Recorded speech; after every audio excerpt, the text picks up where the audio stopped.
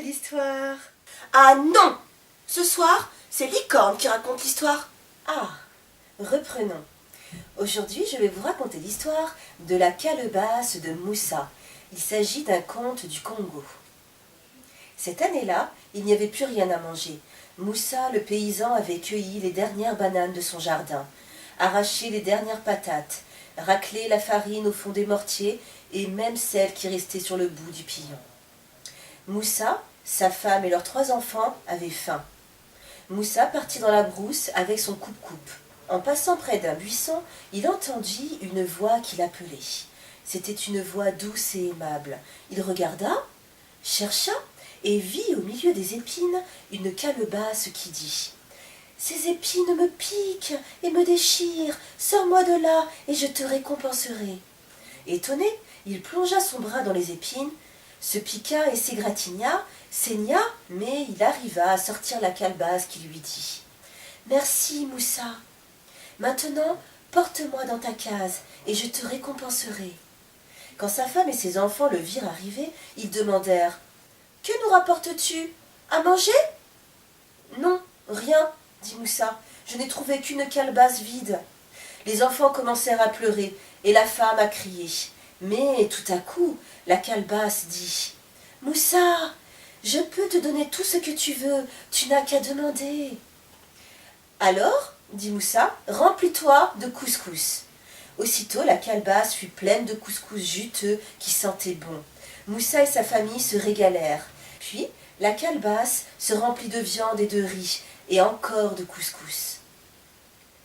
Il ne faut parler de ça à personne, sinon on viendrait nous arracher notre calebasse.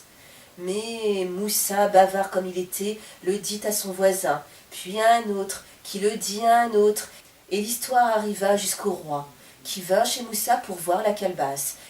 Quand le roi vit qu'à son commandement elle pouvait s'emplir d'or, il dit à Moussa, « Tu ne lui demandais que du couscous, de la viande et du riz. Tu es trop sot et tu ne la mérites pas. Je l'emporte dans mon palais. » Moussa n'était pas content, mais que pouvait-il dire au roi? Moussa alla dans la brousse pour chercher des racines en passant près du buisson d'où il avait sorti la calebasse.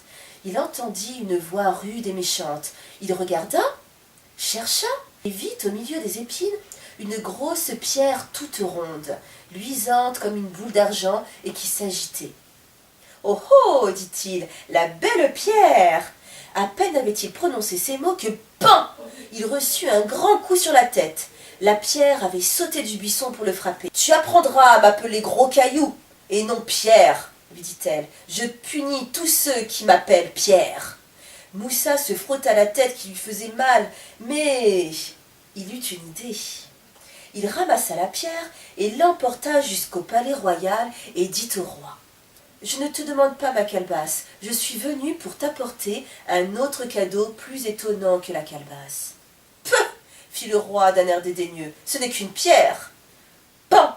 La pierre lui sauta au visage. « Aïe, aïe, aïe, aïe, aïe, aïe, aïe, aïe, aïe, aïe, cria le roi, « enlève cette pierre !» Pan, pan ! Elle lui écrasa le nez. Les gardes accoururent et s'écrièrent tous ensemble « Hé, une pierre qui saute toute seule !» Et la pierre se mit à cogner tout le monde, pan, pan, sur les bras, pan, sur le crâne, pan, sur le dos. Elle sema le trouble dans tous les esprits. Moussa profita de cette confusion pour reprendre la calebasse et aller dans un pays lointain où il devint très riche. Voilà les enfants, l'histoire du soir est terminée. Moi, je vais me coucher. À bientôt les enfants, faites de beaux rêves.